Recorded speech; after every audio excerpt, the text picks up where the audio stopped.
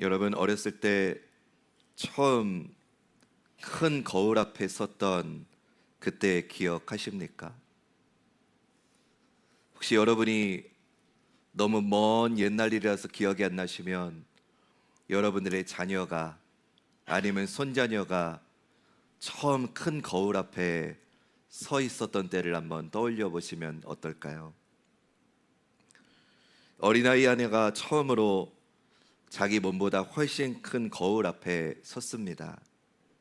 아이는 거울 속에 비친 사람을 신기하게 바라봅니다. 누구지? 나랑 닮았는데. 손을 흔들어도 보고 웃어도 보고 고개를 갸웃거려 보기도 합니다. 그러다 어느 순간 아이의 표정이 굳습니다. 손이 멈춥니다. 저게 나구나. 그 순간 아이는 더 이상 거울 속의 인물을 구경하는 사람이 아니게 됩니다. 그 인물이 바로 자기 자신이라는 것을 깨닫는 순간 놀이는 끝나고 직면이 시작됩니다. 저는 오늘의 본문의 이 이야기를 여러분 앞에 내어놓으면서 이런 질문을 하나 드려봅니다. 우리는 지금까지 얼마나 많이 예수님의 비유를 들어왔습니까? 마치 아이가 처음 거울을 보던 자세로 대해왔습니까? 신기하게, 흥미롭게, 그러나 결국은 남의 이야기로 말입니다. 오늘 본문 소위 탕자의 비유는 아마 이 자리에 계신 거의 모든 분들이 몇 번이고 들으셨을 이야기입니다. 그러나 바로 그 익숙함이 문제입니다. 우리는 이 이야기를 너무 잘 알기에 정작 이 이야기가 나를 겨냥하고 있다는 사실은 놓쳐버립니다. 오늘 저와 여러분은 이 오래된 이야기 앞에 마치 처음 거울을 보는 아이처럼 다시 서보려 합니다. 우리 함께 오늘 본문 11절과 12절 말씀 읽어볼까요? 시작.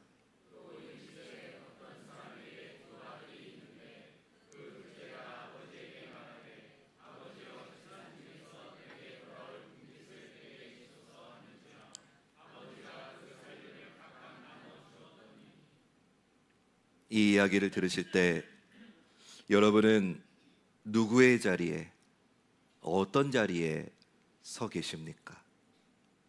아마 많은 분들이 이런 생각하시지 않을까요? 나는 그래도 저 둘째 아들처럼 저 정도로 방탕하게 살진 않았어.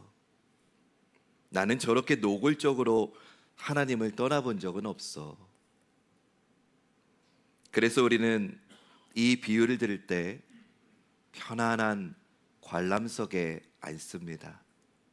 마치 무대 위에 연극을 보는 것처럼 팔짱을 끼고 오늘 이야기 속에 둘째 아들의 어리석음을 혀를 차며 바라봅니다.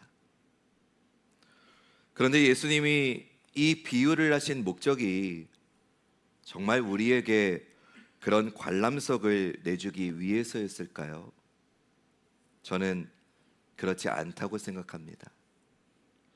예수님이 이 비유를 말씀하신 진짜 이유는 우리로 하여금 어느 순간 우리의 표정이 굳어지게 만들기 위해서입니다.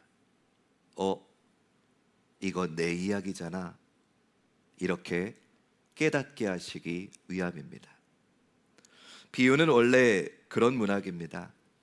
처음에는 안전한 거리를 두고 감상하게 만들지만 결정적인 순간 그 거리를 무너뜨리는 것, 그것이 비유입니다.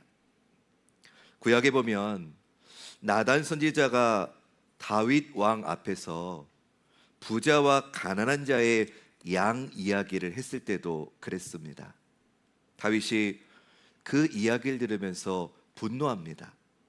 그런 짓을 한 자는 마땅히 죽여야 된다. 그때 나단이 말합니다. 당신이 바로 그 사람이라. 당신이 바로 그 사람이라. 그 한마디에 다윗의 세계가 완전히 무너지게 되죠. 오늘 본문도 마찬가지입니다. 예수님은 우리에게 이 둘째 아들의 이야기를 들려주시면서 결국 이렇게 말씀하시는 겁니다. 네가 바로 그 사람이다. 네가 바로 그 사람이다. 사랑하는 여러분, 이 시간 이 이야기를 남의 이야기로 흘려듣지 마시기 바랍니다. 이것은 여러분의 이야기이고 저의 이야기이며 우리 모두의 자화상입니다. 그렇다면 이 이야기가 정확히 어떤 지점에서 나의 이야기, 우리 이야기가 되느냐? 오늘 본문 12절을 우리 다시 한번 읽어보겠습니다. 시작.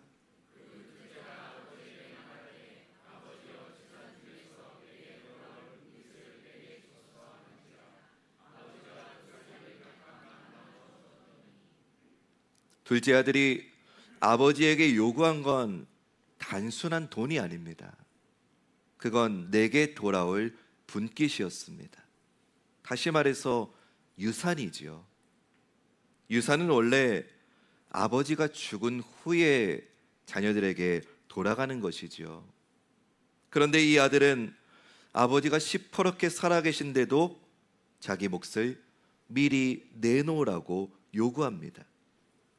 이것이 얼마나 무례하고 잔인한 요구인지 이 이야기를 듣는 당시 유대 사회의 청중이라면 누구나 이 지점에서 숨을 멈추고 들었을 겁니다. 이 요구의 실질적인 의미는 이것이겠지요. 아버지, 저에게는 이제 아버지가 살아계신 것보다 아버지의 재산이 더 중요합니다. 아버지는 제게 더 이상 필요 없습니다. 마치 죽은 사람처럼 취급하겠습니다. 여러분, 이것이 바로 우리 시대의 자화상입니다.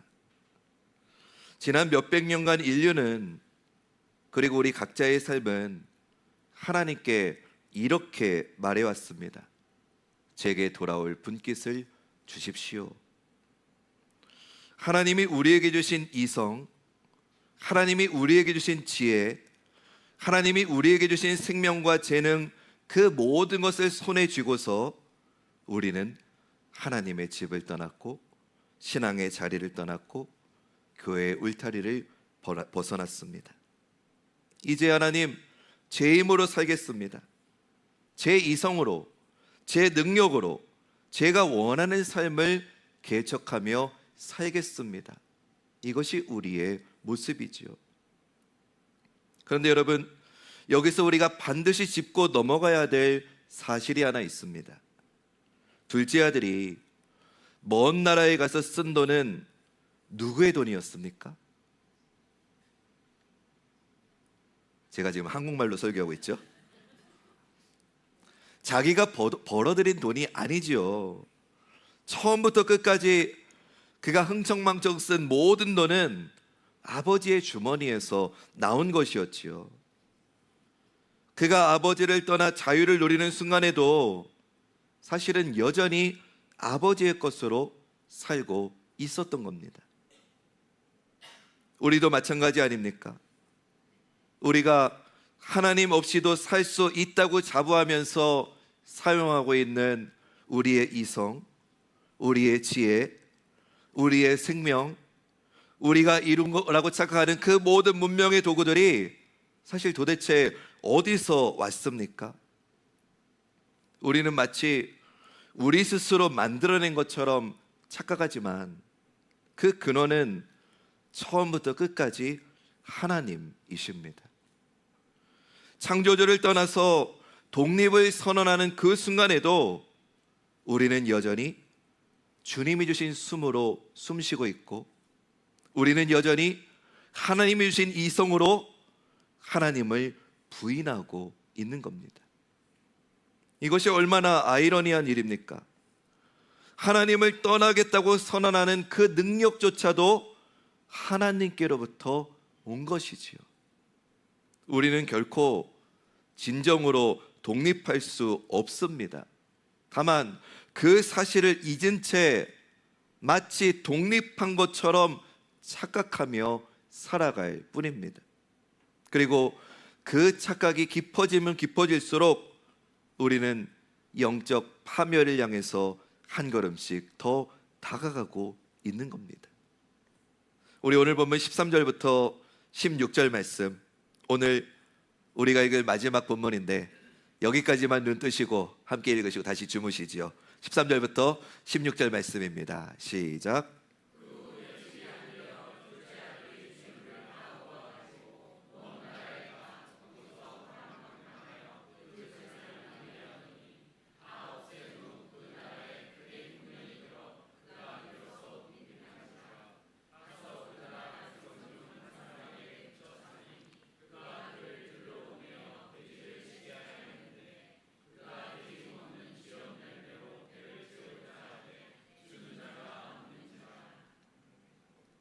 먼 나라로 떠난 둘째 아들의 처음 며칠, 처음 몇 주는 아마 최고의 날이지 않았을까요? 원하는 곳에서 원하는 사람들과 원하는 만큼 즐기며 살았겠지요. 아무도 그에게 이래라 저래라 하지 않았습니다. 아버지의 잔소리도 없고 집안의 규율도 없고 형의 쓴소리도 없었습니다. 그것이 자유라고 이 둘째는 믿었을 겁니다. 여러분, 이것이 바로 하나님 없는 자유의 첫 모습입니다. 처음에는 달콤하고요, 처음에는 풍요롭고요, 처음에는 자유로워 보입니다. 우리 시대도 그렇지 않습니까? 신앙의 굴레를 벗어던지고 도덕적 잣대를 내려놓고 오직 나 자신의 욕망과 나만을 위한 판단만을 따라 사는 삶이 처음에는 얼마나 매력적입니까?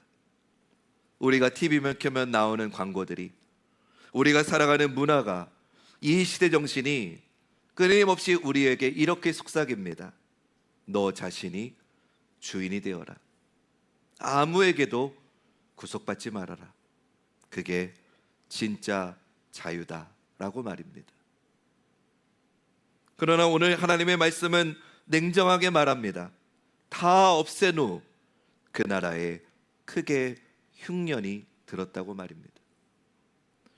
화려했던 잔치는 오래 가지 않습니다. 재물은 바닥나고 흉년은 찾아오고 함께 놀던 영원할 것 같은 친구들은 하나둘 사라집니다. 결국 둘째 아들은 돼지를 치는 신세가 되지요. 유대인들에게 돼지는 부정한 짐승입니다. 하나님의 백성의 아들이 이제 부정한 짐승의 밥그릇을 채워주는 자리까지 떨어진 겁니다. 그리고는 그 짐승이 먹는 쥐염 열매조차 그에게는 허락되지 않게 됩니다.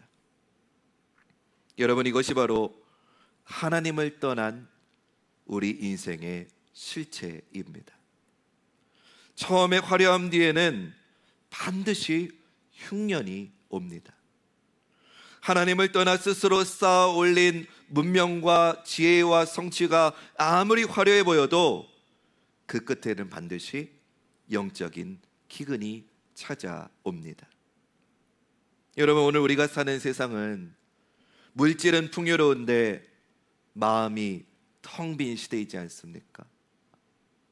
핸드폰을 들여다보면 관계를 맺고 있는 사람은 수백 명인데 진짜 내 마음을 말할 수 있는 진정한 사귐에 메말라 있는 시대를 우리는 살고 있지 않습니까?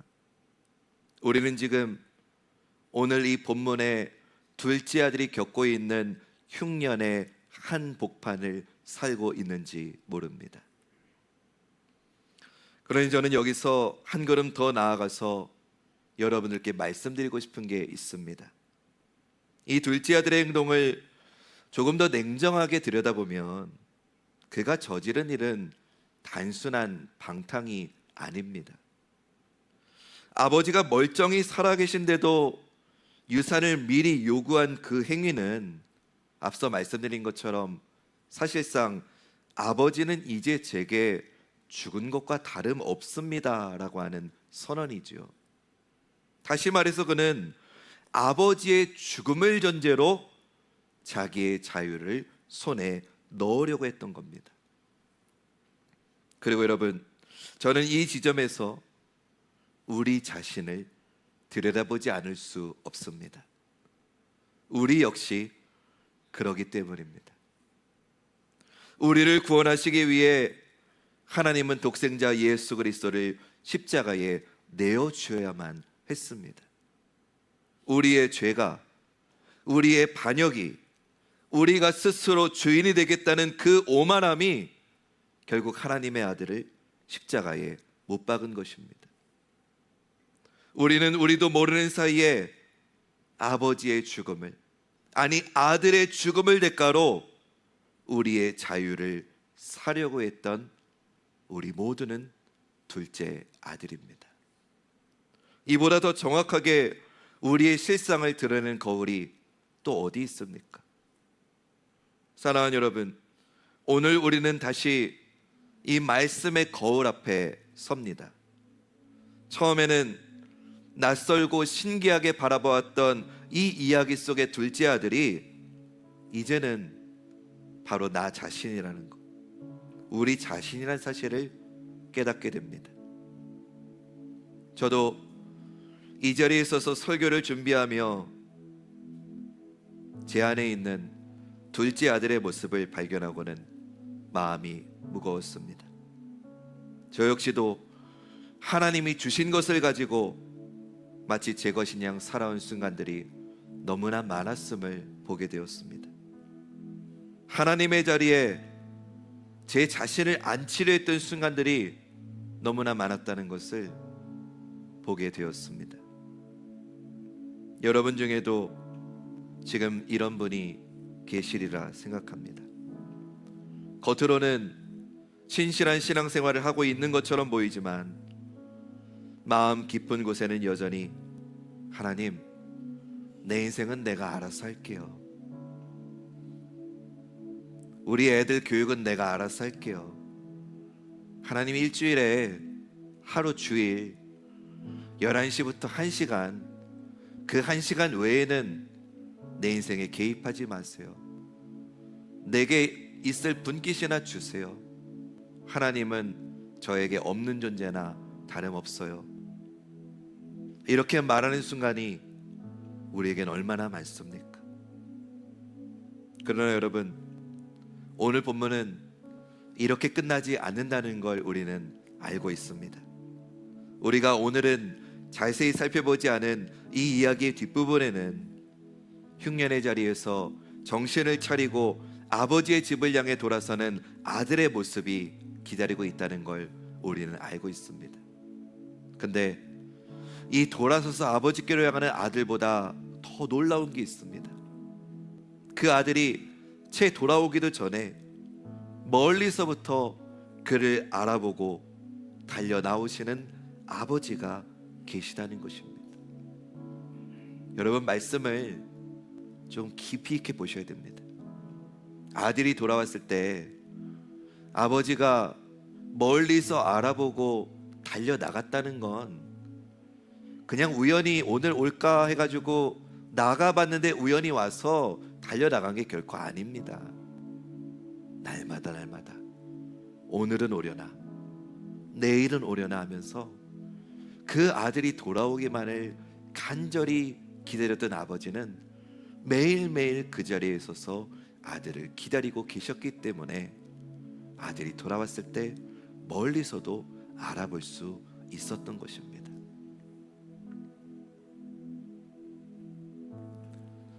제가 오늘 안경을 썼습니다.